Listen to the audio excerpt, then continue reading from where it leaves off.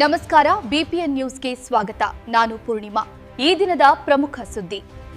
ಬೆಂಗಳೂರು ನಗರದ ಲಾಲ್ಬಾಗ್ನಲ್ಲಿ EPS 95 BMTC ಹಾಗೂ KSRTC ನಿವೃತ್ತ ನೌಕರರ ಸಂಘದ ಐತಿಹಾಸಿಕ 102ನೇ ಶತಮಾನೋತ್ಸವ ಮಾಸಿಕ ಸಭೆ ಉತ್ಸಾಹಭರಿತವಾಗಿ ನಡೆಯಿತು. ಇಳಿ ವಯಸ್ಸಿನಲ್ಲಿಯೂ ಆರೋಗ್ಯದ ಸಮಸ್ಯೆಗಳನ್ನು ಲೆಕ್ಕಿಸದೆ ನೂರಾರು ಪಿಂಚಣಿದಾರರು ಸಭೆಯಲ್ಲಿ ಭಾಗವಹಿಸಿ ತಮ್ಮ ನ್ಯಾಯಯುತ ಬೇಡಿಕೆಗಳ ಪರ ಮತ್ತೊಮ್ಮೆ ಒಗ್ಗಟ್ಟಿನ ಸಂದೇಶ ನೀಡಿದರು. ಸಭೆಗೆ ಸಂಘದ ಖಜಾಂಚಿ ಡೋಳಪ್ಪ ಪ್ರಾಸ್ತಾವಿಕವಾಗಿ ಚಾಲನೆ ನೀಡಿ ಪಿಂಚಣಿದಾರರ ಸಮಸ್ಯೆಗಳ ಕುರಿತು ವಿವರಿಸಿದರು. ಕಳೆದ ಹಲವು ವರ್ಷಗಳಿಂದ ನಡೆಯುತ್ತಿರುವ ಹೋರಾಟಕ್ಕೆ ಸದಸ್ಯರು ತೋರಿಸಿರುವ ಬದ್ಧತೆಯನ್ನು ಅವರು ಶ್ಲಾಘಿಸಿದರು. ಬಳಿಕ ಮಾತನಾಡಿದ ಸಂಘದ ಅಧ್ಯಕ್ಷ ನಂಜುಂಡೇಗೌಡ, ಇಪಿಎಸ್ 95 ಪಿಂಚಣಿದಾರರ ಕಾನೂನಾತ್ಮಕ ಹೋರಾಟ ಈಗ ಅಂತಿಮ ಹಂತದಲ್ಲಿದೆ. ನ್ಯಾಯ ಖಂಡಿತವಾಗಿ ನಮ್ಮ ಪರವಾಗಲಿದೆ. ಯಾವುದೇ ಕಾರಣಕ್ಕೂ ಸದಸ್ಯರು ನಿರಾಶರಾಗದೆ ಒಗ್ಗಟ್ಟಿನಿಂದ ಹೋರಾಟ ಮುಂದುವರಿಸಬೇಕು ಎಂದು ಕರೆ ನೀಡಿದರು.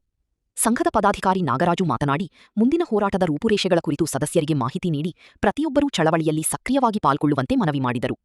ಸದಸ್ಯ ವಸಂತರಾಜು ಅವರು ಮಾತನಾಡಿ, ಹಲವು ವರ್ಷಗಳಿಂದ ಪಿಂಚಣಿದಾರರು ತೋರಿರುವ ತಾಳ್ಮೆ ಮತ್ತು ಏಕತೆಯೇ ಈ ಹೋರಾಟದ ದೊಡ್ಡ ಶಕ್ತಿ ಎಂದು ಹೇಳಿ ಕೊನೆಯವರೆಗೂ ನ್ಯಾಯಕ್ಕಾಗಿ ಹೋರಾಟ ಮುಂದುವರಿಸುವ ಸಂಕಲ್ಪವನ್ನು ವ್ಯಕ್ತಪಡಿಸಿದರು. ಸಭೆಯಲ್ಲಿ ಮಾತನಾಡಿದ ಸದಸ್ಯರು, ಕಳೆದ 1 ದಶಕದಿಂದ ಕೇಂದ್ರ ಸರ್ಕಾರ ಮತ್ತು ಇಪಿಎಫ್ಒ ಅಧಿಕಾರಿಗಳ ಗಮನ ಸೆಳೆಯಲು ನಿರಂತರ ಹೋರಾಟ ನಡೆಸುತ್ತಿದ್ದರೂ ನಿರೀಕ್ಷಿತ ಪರಿಹಾರ ದೊರಕಿಲ್ಲ ಎಂದು ಬೇಸರ ವ್ಯಕ್ತಪಡಿಸಿದರು. ಆದರೆ ಇದುವರೆಗೆ ನಡೆಸಿದ ಹೋರಾಟ ವ್ಯರ್ಥವಾಗುವುದಿಲ್ಲ ಎಂಬ ವಿಶ್ವಾಸವನ್ನು ವ್ಯಕ್ತಪಡಿಸಿದರು. ಪತ್ರಿಕಾ ಹಾಗೂ ದೃಶ್ಯ ಮಾಧ್ಯಮಗಳು ಇಪಿಎಸ್ 95 ಪಿಂಚಣಿದಾರರ ಸಮಸ್ಯೆಗಳನ್ನು ಜನರ ಮುಂದೆ ನಿರಂತರವಾಗಿ ತಲುಪಿಸುತ್ತಿರುವುದಕ್ಕೆ ಸಭೆಯಲ್ಲಿ ವಿಶೇಷ ಅಭಿನಂದನೆ ಸಲ್ಲಿಸಲಾಯಿತು. ಬಿಎಂಟಿಸಿ ಹಾಗೂ ಕೆಎಸ್ಆರ್ಟಿಸಿ ನಿವೃತ್ತ ನೌಕರರ ಸಂಘ ಹಾಗೂ ಚಿಕ್ಕಬಳ್ಳಾಪುರ ಕೆಎಸ್ಆರ್ಟಿಸಿ ನಿವೃತ್ತ ನೌಕರರ ಟ್ರಸ್ಟ್ ವತಿಯಿಂದ ಆಯೋಜಿಸಿದ್ದ ಈ ಸಭೆಯ ಯಶಸ್ವಿ ನಿರ್ವಹಣೆಯಲ್ಲಿ ಸಂಘದ ಪದಾಧಿಕಾರಿಗಳಾದ ಶಂಕರ್ಕುಮಾರ್, ನಾಗರಾಜು, ರುಕ್ಮಿಶ್ ಹಾಗೂ ಕೃಷ್ಣಮೂರ್ತಿ ಕೆ ಪ್ರಮುಖ ಪಾತ್ರ ವಹಿಸಿದರು. ವಿವಿಧ ಜಿಲ್ಲೆಗಳಿಂದ ಆಗಮಿಸಿದ್ದ ನೂರಾರು ಇಪಿಎಸ್ 95 ಪಿಂಚಣಿದಾರರು, ಬಿಎಂಟಿಸಿ ಹಾಗೂ ಕೆಎಸ್ಆರ್ಟಿಸಿ ನಿವೃತ್ತ ನೌಕರರು ಸಭೆಯಲ್ಲಿ ಭಾಗವಹಿಸಿ ನ್ಯಾಯ ಸಿಗುವವರೆಗೂ ನಮ್ಮ ಹೋರಾಟ ನಿಲ್ಲುವುದಿಲ್ಲ ಎಂಬ ದೃಢ ಸಂಕಲ್ಪದೊಂದಿಗೆ ಸಭೆಯನ್ನು ಯಶಸ್ವಿಗೊಳಿಸಿದರು. ಇದು ಕೇವಲ ಪಿಂಚಣಿಗಾಗಿ ನಡೆಯುತ್ತಿರುವ ಹೋರಾಟವಲ್ಲ, ಜೀವನಪೂರ್ತಿ ದೇಶದ ಅಭಿವೃದ್ಧಿಗೆ ದುಡಿದ ಕಾರ್ಮಿಕರಿಗೆ ಗೌರವಯುತ ಬದುಕು ದೊರಕಬೇಕು ಎಂಬ ನ್ಯಾಯದ ಹೋರಾಟ. ವಕ್ರತುಂಡ ಮಹಾಕಾಯ ಸೂರ್ಯಕೋಟಿ ಸಮಪ್ರಭ ನಿರ್ವಿಘ್ನಂ ಕುರುಮೇ ದೇವ ಸರ್ವಕಾರ್ಯೇಷು ಸರ್ವದಾ. ಎಲ್ರಿಗೂ ನಮಸ್ಕಾರ ಸ್ನೇಹಿತರೆ. ಇಪಿಎಸ್ 95 ಬಿಎಂಟಿಸಿ ಕೆಎಸ್ಆರ್ಟಿಸಿ ನಿವೃತ್ತ ನೌಕರರ ಸಂಘ ಮತ್ತು ಚಿಕ್ಕಬಳ್ಳಾಪುರ ಕೆಎಸ್ಆರ್ಟಿಸಿ ನಿವೃತ್ತ ನೌಕರರ ಕ್ಷೇಮಾಭಿವೃದ್ಧಿ ಟ್ರಸ್ಟ್ ಜಂಟಿಯಾಗಿ ನಡೆಸುತ್ತಿರುವ ಲಾಲ್ಬಾಗಿನ ಮಾಸಿಕ ಸಭೆ ಮತ್ತು ಇಪಿಎಸ್ 95 ಪಿಂಚಣಿದಾರರ ಜಾಗೃತಿ ಸಭೆ ಈ ದಿನ 102ನೇ ಸಭೆಯಾಗಿದ್ದು, ಈ ದಿನದ ಸಭೆಗೆ ನೂರಾರು ಸಂಖ್ಯೆಯಲ್ಲಿ ಬಂದಿರುವ ತಮಗೆಲ್ಲರಿಗೂ ಸಂಘದ ಪರವಾಗಿ ಆಧಾರದ ಸ್ವಾಗತವನ್ನು ಬಯಸುತ್ತೇನೆ. ಹಾಗೂ ಈ ದಿನದ ಇಪಿಎಸ್ 95 ಪಿಂಚಣಿದಾರರ ಸಭೆಗೆ ನಮ್ಮ ಸಂಘದ ಅಧ್ಯಕ್ಷರಾದ ನಂಜುಂಡೇಗೌಡರವರಿಗೆ ಆಧಾರದ ಸ್ವಾಗತವನ್ನು ಬಯಸುತ್ತೇನೆ. ಹಾಗೂ ನಮ್ಮ ಸಂಘದ ಸಂಘಟನಾ ಕಾರ್ಯದರ್ಶಿಗಳಾದ ಆರ್ ಮನೋಹರ್ ಅವರು ಬಂದಿದ್ದಾರೆ, ಅವ್ರಿಗೂ ಸಹ ಸಂಘದ ಪರವಾಗಿ ಆಧಾರದ ಸ್ವಾಗತವನ್ನು ಬಯಸುತ್ತೇನೆ. ಹಾಗೂ ಚಿಕ್ಕಬಳ್ಳಾಪುರ ಕ್ಷೇಮಾಭಿವೃದ್ಧಿ ಟ್ರಸ್ಟ್ನ ಪದಾಧಿಕಾರಿಗಳು ಮತ್ತು ಸದಸ್ಯರುಗಳು ಬಂದಿರುತ್ತಾರೆ, ಅವರಿಗೂ ಸಹ ಸಂಘದ ಪರವಾಗಿ ಆಧಾರದ ಸ್ವಾಗತವನ್ನು ಬಯಸುತ್ತೇನೆ. ಹಾಗೂ ನಗರದ ವಿವಿಧ ಸಂಘ ಸಂಸ್ಥೆಗಳ ಇಪಿಎಸ್ ಪಿಂಚಣಿದಾರರು ಬಂದಿದ್ದಾರೆ, ಅವರಿಗೂ ಸಹ ಸಂಘದ ಪರವಾಗಿ ಆಧಾರದ ಸ್ವಾಗತವನ್ನು ಬಯಸುತ್ತೇನೆ.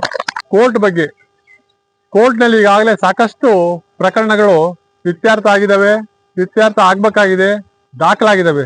ಸುಮಾರು 4,500ದಿಂದ 5,000 ಕೇಸ್ಗಳು ತೀರ್ಮಾನ ಆಗಿದ್ದಾವೆ. ಇನ್ನೂ 5,000-6,000 ಕೇಸ್ಗಳು ಪೆಂಡಿಂಗ್ ಇದ್ದಾವೆ. ಈ ಒಂದು ಫಲಿತಾಂಶ ಏನಿದೆ, ಕೋರ್ಟ್ ಫಲಿತಾಂಶ, ಇದ್ರ ಬಗ್ಗೆ ನಾವೀಗಾಗಲೇ ಸಾಕಷ್ಟು ಬೆಳಕು ಚೆಲ್ಲಿದ್ದೇವೆ.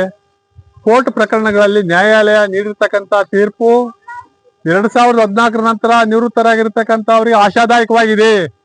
2014 ನಂತರ ನಿವೃತ್ತರಾಗಿರೋರು ಯಾವುದೇ ಕೋರ್ಟ್ ಕೇಸು ತೀರ್ಪು ಬಂದರೆ ಅದು ಅವ್ರಿಗೆ ಅನ್ವಯ ಆಗುತ್ತೆ. ಆದರೆ 2014ಕ್ಕಿಂತ ಕೆಳಗೆ ಇರೋರಿಗೆ ಏನು ನಾವು ಮಿನಿಮಮ್ 7,500 DA ಮತ್ತೆ ಮೆಡಿಕಲ್ ಅಲವೆನ್ಸ್ ಫೈಟ್ ಹೋರಾಟ ಮಾಡ್ತಾ ಇದ್ದೇವೆ, ಇದು ಕೂಡ ಪಾರ್ಲಿಮೆಂಟ್ ಅಧಿವೇಶನದಲ್ಲಿ ಆಗುತ್ತೆ ಅಂತಕ್ಕಂಥ ವಿಶ್ವಾಸ ಇದೆ ಅಂತಕ್ಕಂಥ ಮಾತನ್ನ ನಾನು ಹೇಳ್ತಾ ಇದ್ದೀನಿ. ಯಾಕೆ ಅಂತ ಅಂದ್ರೆ, ಒಬ್ರಿಗೊಂದು ಮಾಡಕ್ ಬರಲ್ಲ. ಕೊಟ್ಟ ಮೇಲೆ ನಮಗೂ ಹೈಯರ್ ಪೆನ್ಷನ್ ಕೊಡ್ಬೇಕು, 2014 ಕೆಳಗಡೆ ಇರೋರಿಗೂ ಕೊಡ್ಬೇಕು, ಮೇಲೆ ಇರೋರಿಗೂ ಕೊಡ್ಬೇಕು. ಆದ್ರೆ ಒಂದ್ ಕಣ್ಣಿ ಬೆಂಡೆ ಒಂದ್ ಕಣ್ಣಿ ಸುಣ್ಣ ಮಾಡ್ಲಿಕ್ಕೆ ಸಾಧ್ಯ ಇಲ್ಲ. ಏನಾರು ಒಂದು ಇತ್ಯರ್ಥ ಮಾಡ್ತಾರೆ ಅಂತಕ್ಕಂಥದ್ದು ಭರವಸೆ ಇದೆ. ಆದ್ರಿಂದ ಕೋರ್ಟ್ ತೀರ್ಪಿನ ಬಗ್ಗೆ ತಾವ್ಯಾರು ಕೂಡ ತಲೆ ಕೆಡಿಸಬೇಕಾಗಿಲ್ಲ. ಕೋರ್ಟ್ ತೀರ್ಪು ಸ್ಪಷ್ಟವಾಗಿದೆ. ಅನಂತರಾಮನ್ ಹೆಗ್ಡೆ ಅವರು ರಾಜ್ಯ ಉಚ್ಚ ನ್ಯಾಯಾಲಯದ ನ್ಯಾಯಾಧೀಶರು ಸ್ಪಷ್ಟವಾದ ತೀರ್ಪು ಬರೆದಿದ್ದಾರೆ. ಜಂಟಿ ಆಯ್ಕೆ ಪತ್ರಗಳು ಕ್ರಮಬದ್ಧವಾಗಿಲ್ಲ ಅಂತ ಹೇಳಿ ರದ್ದು ಮಾಡಿ ಹೊಸದಾಗಿ ಅವನ್ನ ಪುನರ್ ಪರಿಶೀಲನೆ ಮಾಡಿ ನ್ಯಾಯಸಮ್ಮತವಾಗಿ ಪೆನ್ಷನ್ ನಿಗದಿ ಮಾಡಿರ್ತಕ್ಕಂಥ ಮಾತನ್ನ ಹೇಳಿದ್ದಾರೆ. ನಾನು ಹಿಂದೆ ಒಂದು ವಿಡಿಯೋದಲ್ಲೂ ಕೂಡ ಮಾಡಿದ್ದೇನೆ. ಜೊತೆಗೆ ನ್ಯಾಯಾಲಯದ ತೀರ್ಪನ್ನು ಕೂಡ ಅವತ್ತು ತಂದು ಮೊನ್ನೆ ನಿಮ್ಗೆಲ್ಲ ಪ್ರಸ್ತುತಪಡಿಸಿದ್ದೀನಿ. ಆ ದೃಷ್ಟಿಯಿಂದ ಇದು ಫಲಪ್ರದ ಆಗೇ ಆಗುತ್ತೆ. ಇದು ನಾವು ಕೈ ಕಟ್ಟಿ ಕುತ್ಕೊಳ್ಳಲ್ಲ, ನಮ್ಮ ಹೋರಾಟ ಮುಂದುವರಿಸ್ತೀವಿ, ನ್ಯಾಯ ತಗೋತೀವಿ ಅಂತಕ್ಕಂಥ ಮಾತನ್ನ ನಾನು ಈ ಸಭೆಯಲ್ಲಿ ಹೇಳ್ತಾ ಇದ್ದೀನಿ. ನಿಮ್ಮೆಲ್ಲರ ಸಹಕಾರದಿಂದ ದಿನಾಂಕ 29/6/2026 PF ಆಫೀಸ್ ಕಚೇರಿಯಲ್ಲಿ ಪ್ರತಿಭಟನೆ ಹಾಗೂ ಮನವಿ ಪತ್ರವನ್ನು ಸಲ್ಲಿಸಲಾಗಿದೆ. ನಿಮ್ಮೆಲ್ಲರ ಸಹಕಾರದಿಂದ ಅದು ಯಶಸ್ವಿಯಾಗಿ ಮನವಿ ಪತ್ರ ಸಲ್ಲಿಸಿ ಪ್ರತಿಭಟನೆ ಮಾಡಿ ಮನವಿ ಪತ್ರವನ್ನು ಸಲ್ಲಿಸಲಾಗಿರುತ್ತೆ. ಹಾಗೆಯೇ ನಮ್ಮ ಈ ಮಾಸಿಕ ಸಭೆ 102ನೇ ಮಾಸಿಕ ಸಭೆ ನಿಮ್ಮೆಲ್ಲರ ಸಹಕಾರದಿಂದ ಈ ದಿನ ನಾವು ಮಾಡ್ತಾ ಇದ್ದೀವಿ. ಇದು ಯಶಸ್ವಿಯಾಗಿ ಬರಲು ನಿಮ್ಮೆಲ್ಲರ ಸಹಕಾರ ಇದ್ದಿದ್ದರಿಂದ ಯಶಸ್ವಿಯತ್ತ ಸಾಗುತ್ತಿದೆ. ಇದಕ್ಕೆ ನಿಮ್ಮೆಲ್ಲರನ್ನು ಅಭಿನಂದಿಸಲಾಗುತ್ತಿದೆ. ಇದುವರೆಗೂ ನಮ್ಮ ಅಧ್ಯಕ್ಷರು ನ್ಯಾಯಾಲಯದಲ್ಲಿ ಯಾವ ಹಂತದಲ್ಲಿ ಇದೆ ಹಾಗೂ ಪ್ರಸ್ತುತ ವಿದ್ಯಮಾನಗಳು ಹಾಗೂ ಮುಂದಿನ ಕಾರ್ಯಕ್ರಮಗಳ ಬಗ್ಗೆ ಅವರು ವಿವರವಾಗಿ ತಿಳಿಸ್ಕೊಟ್ಟಿರ್ತಾರೆ. ಭಾರತ ದೇಶದಲ್ಲಿ 8 ಹೈಕೋರ್ಟ್ಗಳು ಕಾರ್ಮಿಕರ ಪರವಾಗಿ EPF ಪರವಾಗಿ ಒಳ್ಳೆ ಹೇಳಿಕೆಗಳನ್ನು ಕೊಟ್ಟಿದೆ. ಹೀಗಾಗಿ ನಾವು ಜಯಗಳಿಸಲಿ ಅನುಮಾನ ಇಲ್ಲ, ಆಗುತ್ತೆ. ಜೊತೆಗಿಡದೆ ಇಷ್ಟಪಟ್ಟು ಈ ಸಭೆಗೆ ಬಂದಾಗ ಬಹಳಷ್ಟು ಪರಿಣಾಮಕಾರಿಯಾಗಿ ಕೆಲಸ ಆಗುತ್ತೆ ಅಂತ ನನ್ನ ನಂಬಿಕೆ, ನಮ್ಮ ವಿಶ್ವಾಸ. ನಮ್ಮ ಎಲ್ಲ ನ್ಯಾಷನಲ್ ಲೀಡರ್ಸು ಸಂಸತ್ ಅಧಿವೇಶನ ಪ್ರಾರಂಭ ಆದಾಗ ದೆಹಲಿಗೆ ಹೋಗ್ತಾರೆ. ಅವರೆಲ್ಲ ಬಹಳಷ್ಟು MP ಗಳನ್ನ ಮಾತಾಡ್ತಿದ್ದಾರೆ. ಸದ್ಯಕ್ಕೆ 8-9 ರಾಜ್ಯಗಳ MP ಗಳು ಮಾತಾಡುವ ಸಂಸತ್ನಲ್ಲಿ ನಮ್ಮ ಪರವಾಗಿ ಧ್ವನಿ ಎತ್ತುವಂತ ನಂಬಿಕೆ ಬಹಳಷ್ಟು ಇದೆ. ಹಾಗಾಗಿ ಮಿನಿಮಮ್ ಪೆನ್ಷನ್ 7,500 ರೂಪಾಯಿ ಏನು ಕೇಳ್ತಾ ಇದೀವಿ ನಾವು ವಿತ್ DA, ಇದು ಆಗಸ್ಟ್ ತಿಂಗಳೊಳಗಡೆ ಆಗುತ್ತೆ ಅನ್ನೋ ಬಲವಾದ ನಂಬಿಕೆಯಿಂದ ನಾನಿದ್ದೀನಿ.